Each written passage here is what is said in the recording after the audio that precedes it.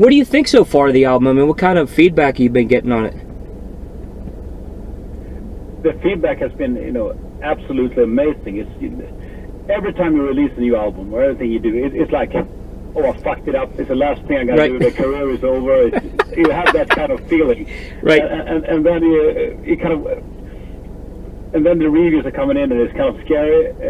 And I think every artist feels this. It doesn't matter if you're John Bon Jovi or if you're a demo band. I think we all feel the same because it's very personal when you do something like this. And if people don't like it, it's almost like they don't like you.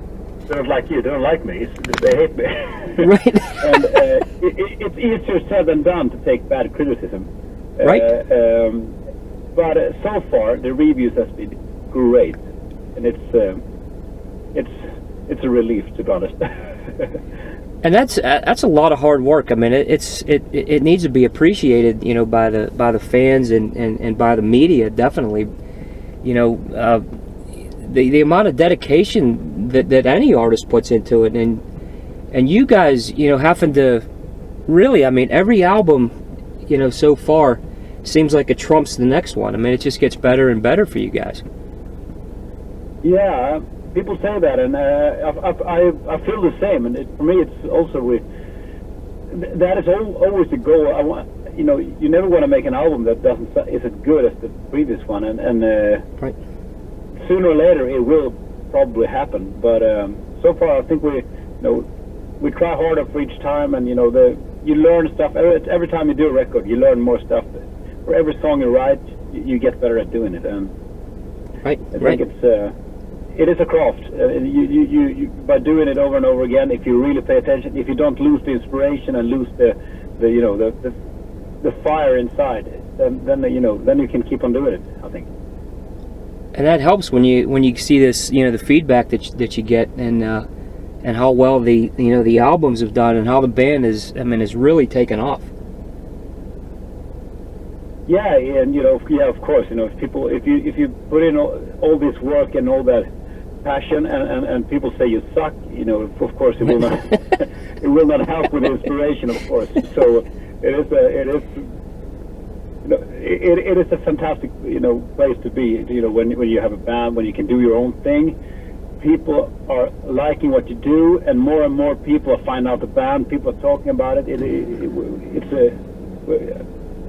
It's a privilege to be in this situation, to be honest. Right, that's fantastic. And speaking about, I've been a fan since I first heard you guys, and actually it was in 2008. I was at a UCD store, and I never heard of the band before, and I saw it, the CD sitting in there. I opened up the cover and looked in, and I said, I'm going to give this a shot. And I'll tell you what, the first time I put it in, I've been a fan ever since. So really, anything that you guys do is it's amazing. It really is. Oh, thank you so much. And on the new album, I mean, you guys have the big choruses as usual, the huge hooks, and I only listened to the Holics track so far. That's all I had a chance to listen to, because the CD doesn't come out till the 24th.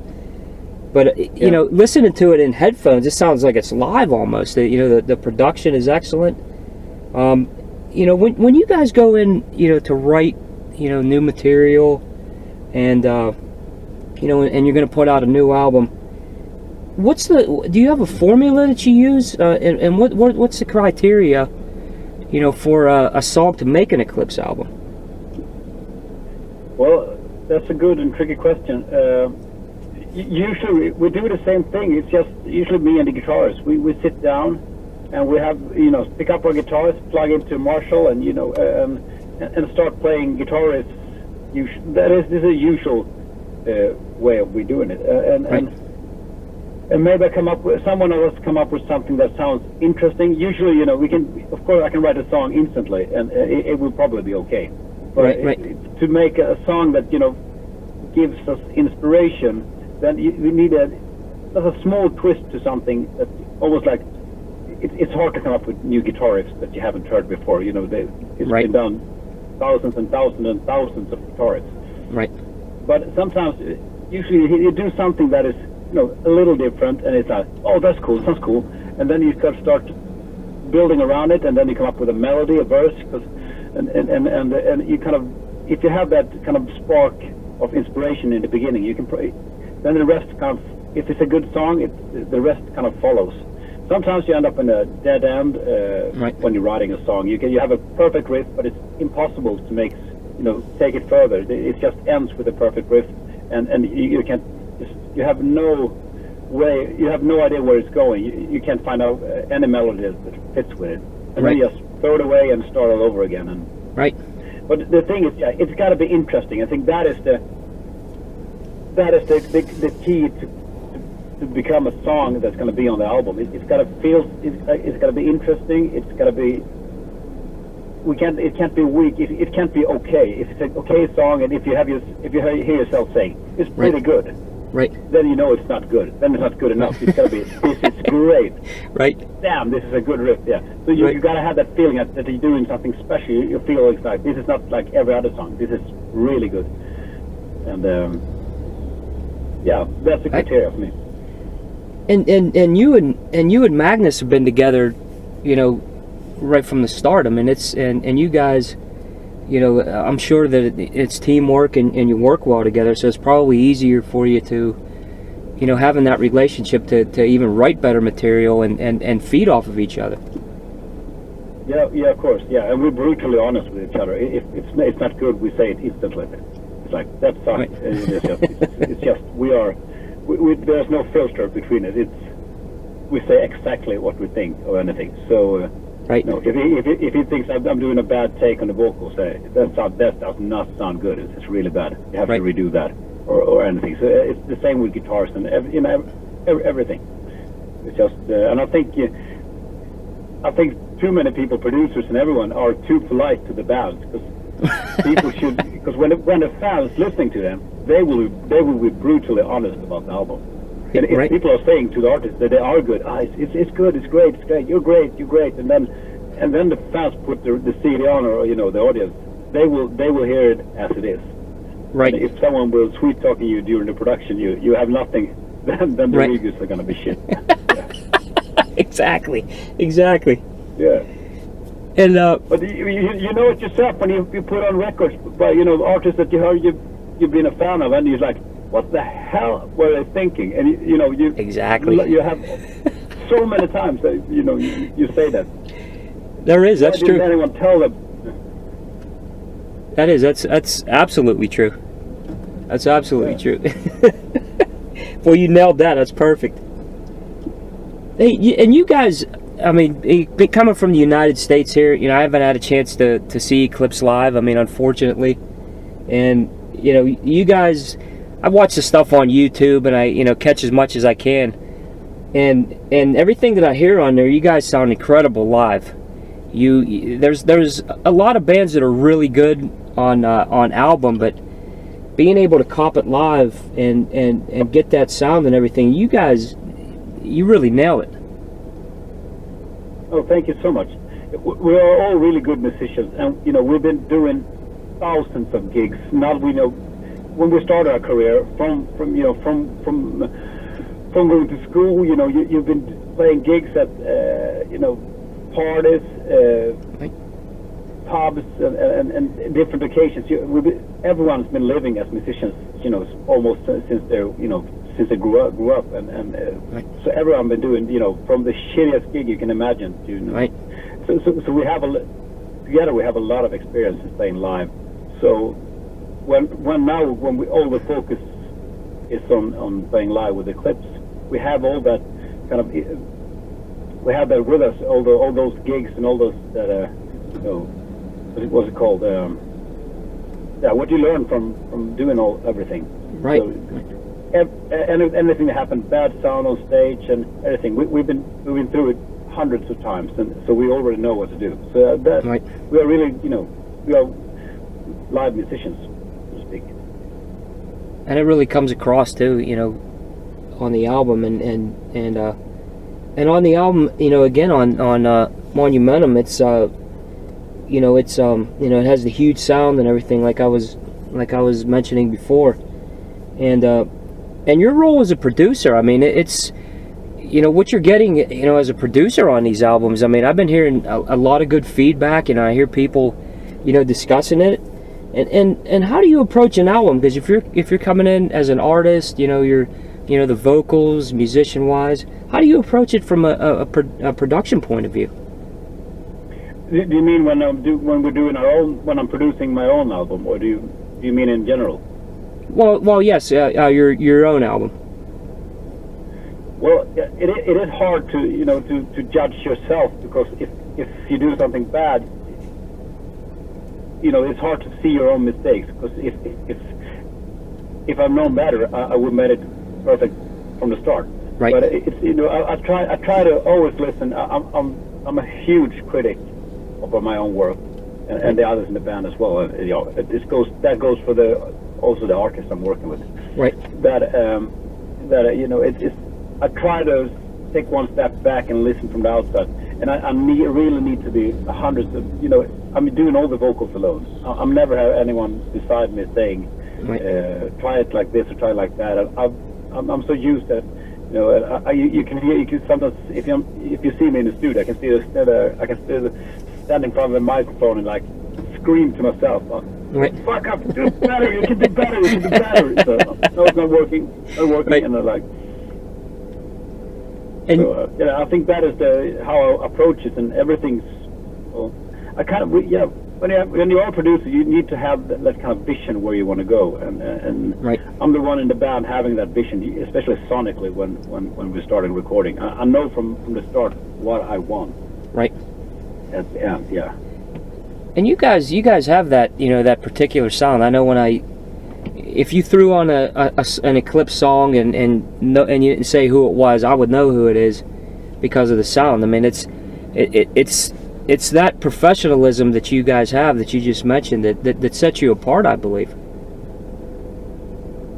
Yeah, I think it's like, I don't say that music is like sports, but it is. To be a better band, you got to try harder than the other ones.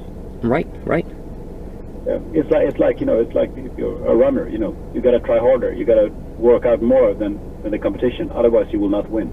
And right. I do absolutely not see music as a competition or anything. It's just a metaphor for. Right. We really try our best, and even if we're not a huge successful band in any way, it's fans of this band, they really appreciate it. Right, and that has to really make you guys feel good.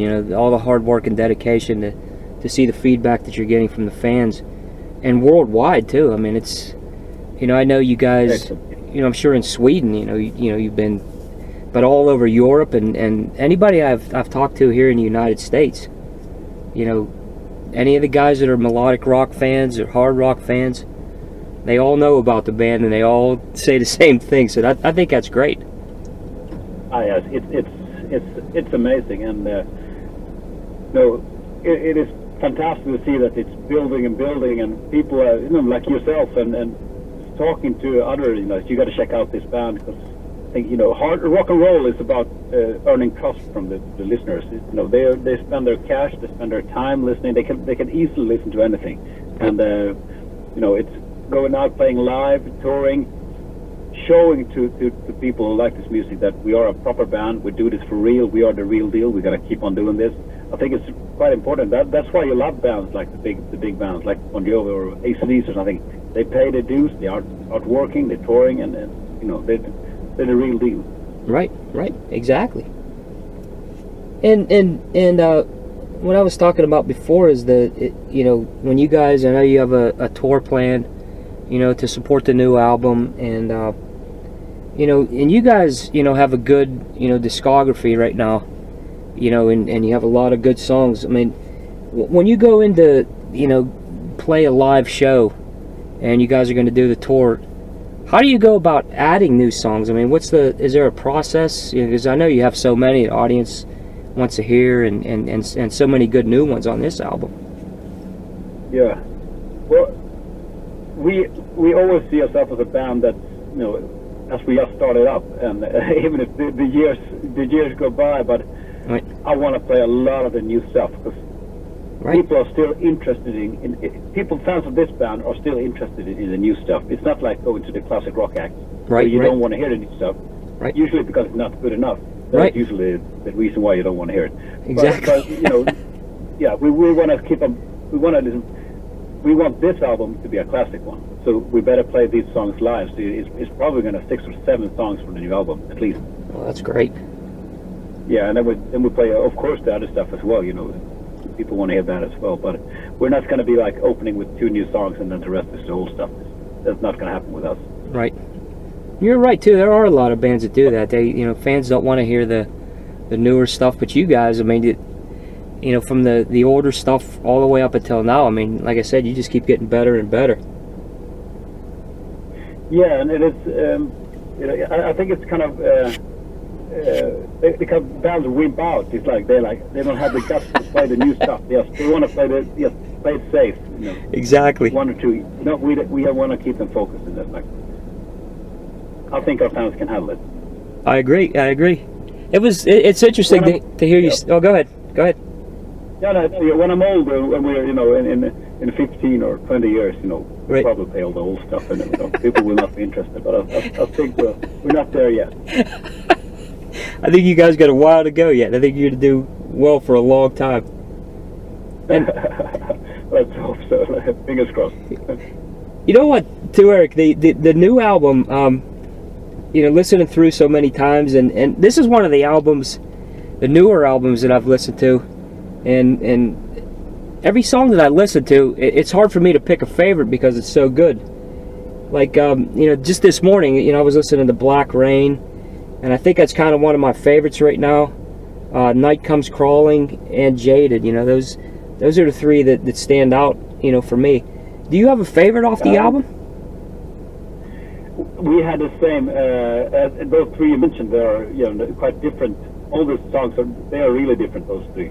Right. But when we were supposed to choose a single or a running order for this album, it was a nightmare. It's like, we had no, for me, I could close my eyes, just point with a finger and look.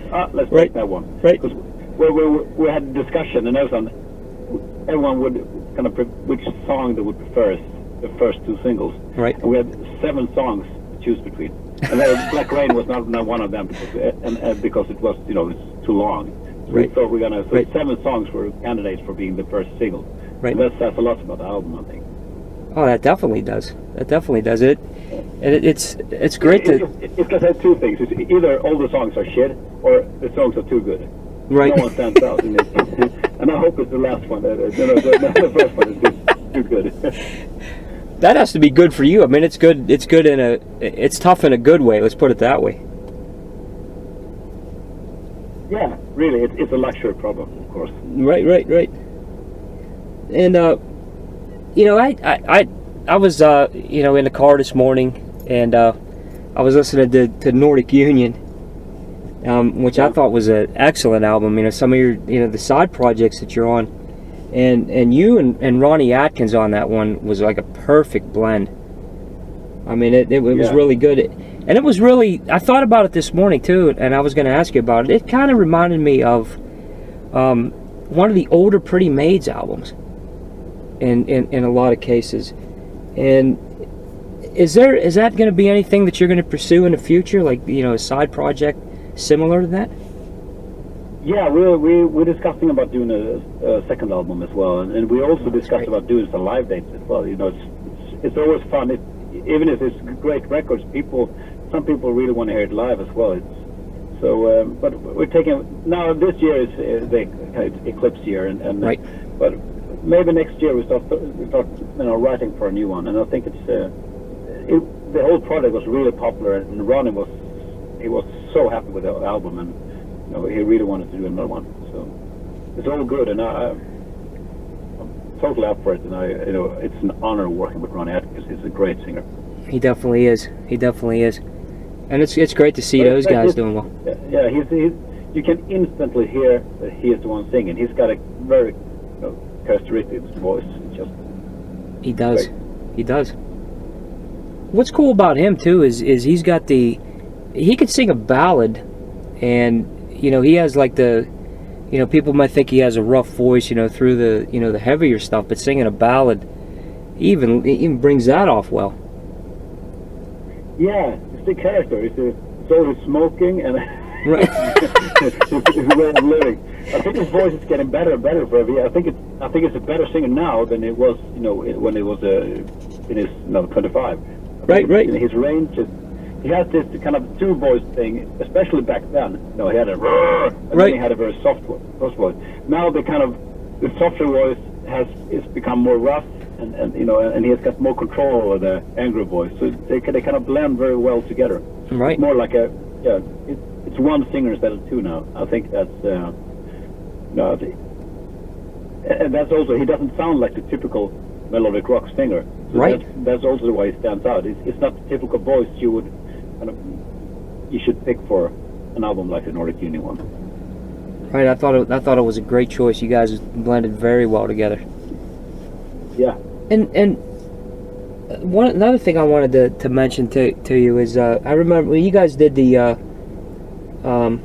I don't know how they call it, Melodica Festivalen. Is that how it's pronounced? Yeah. It's like a Eurovision Song Contest. It's a huge European kind of TV program with a music competition. It's been almost for 50 years since they've been doing this. Oh, really? And, every country has their own competition. And the winner will be sent to the big final in somewhere in Europe. Okay, and over here it's a huge playing. Having 3 minutes at the Melody Festival is like having the number at, you know, like doing the middle act at the Super Bowl or something. It's like half of the population will watch it. Yeah, that's really cool. I didn't even know the full background out of it. That's what I was going to ask you. And I know I saw it, you know, on Facebook that when you guys were doing it, when you put out Runaways, that you know, they had like a voting thing on there, like a link, and you know, I got to watch it and everything. What kind of response did you guys get out of that? I mean, it had to be tremendous. It is, you know, competition-wise, it went to hell, but we knew that already from the start, because a lot of kids are watching it, you know, very small kids. Right. And you know, they are the ones voting, and the adults, they don't, you know, they see the show, but they don't really give a fuck about it. Right. And that's right. Especially rock musicians, they don't even watch it. But when it's rock music, they kind of show up and they listen to it. But the people who actually cares about the music, you know, the people who likes bands like Eclipse but never heard of us before, they found out about the band. So you can really see, if you look at, you know, if you just go for geographically Sweden, you can see a huge step up for us in listeners, because people who like this music, they were aware of this. You know, that's what many people was their first encounter with our band. So, you know, for us it was a good thing, yeah, and you know, it's fun. You know, it's a huge TV production in arenas, and it's a fun thing to be a part of as well.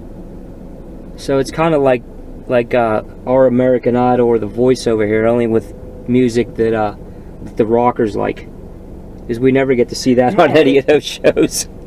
No, but usually we were the only rock act of out of 36 or something like that. But Swedish television asked us specifically if we wanted to do it. Usually they send in like 3,500 songs, and like 30 get picked out, and we were approached by TV if we wanted to do a specific song for just this event. Right. So it was a fun thing, you know. It's better to say yes and do something fun, and instead of like saying, no, I'm not going to be with all that pop shit on TV. Right. So I complained my whole life there's never rock and roll on TV. At least they got 3 minutes now. Yeah. Right, exactly. That you guys got to do it, even better. Yeah, sure. That's cool. That is really cool. Now, what's the plans for the tour? Like, when are you guys going to start? And you know, what's the do you have an agenda set yet? Where you're going to be at? Yeah, sure. We're going to start on the 31st of March. We're going to start with in Stockholm. Here, this is going to be the first gig. So we're going to start in our hometown, and then we're going to go to. It's going to be another gig in Sweden, and we're going to go to Norway, and then we're going to have that is the first start, and then the proper tour starts in Nottingham in the UK, and then we walk ourselves through UK and Germany and Holland and Belgium and Denmark, and so we're gonna be away for 3 weeks. So is it what's the you know, a lot of the bands that I speak to in the interviews, you know, I talk to them about, what is, you know, is there any, you know, thing that keeps the promoters from bringing you guys to the US? It seems like a lot of them, you know, just don't want to open the doors, but it seems like it's kind of, you know, we're kind of opening up a little bit more. Are you sensing any of that over there? Yeah, it is a. Everyone want to go to America and play, but it's so hard for being, you know, a small band from Sweden. Who's going to listen to our when we got over there? We Right. have no. Right. It's a huge country, and you know, to even start, you know, scratching on the surface of America, you know, it demands a tremendous lot of work and determination, and to make it work economically, because Right. it's both the geographical distance between Europe and it's also this kind of music is bigger in Europe Right. than in America, and we can hire a bus and travel through America, to travel through Europe here. You know, we can just have a nightliner, Right. go for a hometown and travel around it, and you know, it's a lot of people living, so much people living in the area, so Right. you can. So, but there are, you know, there's no reason. That is the reason we go. It's not because we don't want to. We would Right. love to have an American tour. Right. It's just at the moment we haven't. We've been asked to play there several occasions, but we need to make it, you know, to make it work both economically and you know, with timing and everything. Yeah, that's understandable. That's yeah, you don't want to lose money. That's the same reason, I guess, that the smaller American bands, they don't tour in Europe, because they have kind of the same situation. Right. It's very far away, and it's very expensive just getting here. Right. Well, I'm hoping eventually that changes. I hope we start to see the swing that way, and, you know, get some of you guys over here, because, you know, there's a lot of fans over here. You know, we really appreciate what you guys do, and that's the truth. I think the band's fantastic, and, you know, you guys as artists and everything that you do, Eric, really, I mean, it's greatly appreciated over here, and I think you guys are great. I mean, I'll back you till the end of time, until the band disbands, because I think it's, you know, it's excellent music. Thank you so much. I really appreciate it. But I have to be a little rude here. It says here on my schedule that. Hang on. Are you still here? Oh, there, I'm back. Okay. Hello? Yeah. Yeah. It's another guy calling me. So I have to hang up and have another interview. Oh, okay, Eric. I knew it was getting to be that time. Well, I'll tell you what. Good luck on the album, man. It was absolutely a pleasure to speak to you. I hope you guys tear it up. Yeah. Thank you so much. Thank you so much for the kind words, and thank you so much for having this interview. Oh, absolutely. Thank you for your time, Eric. I'll see you. Thank you very much. Yeah. Thank you so much. Thanks. Bye. Bye-bye.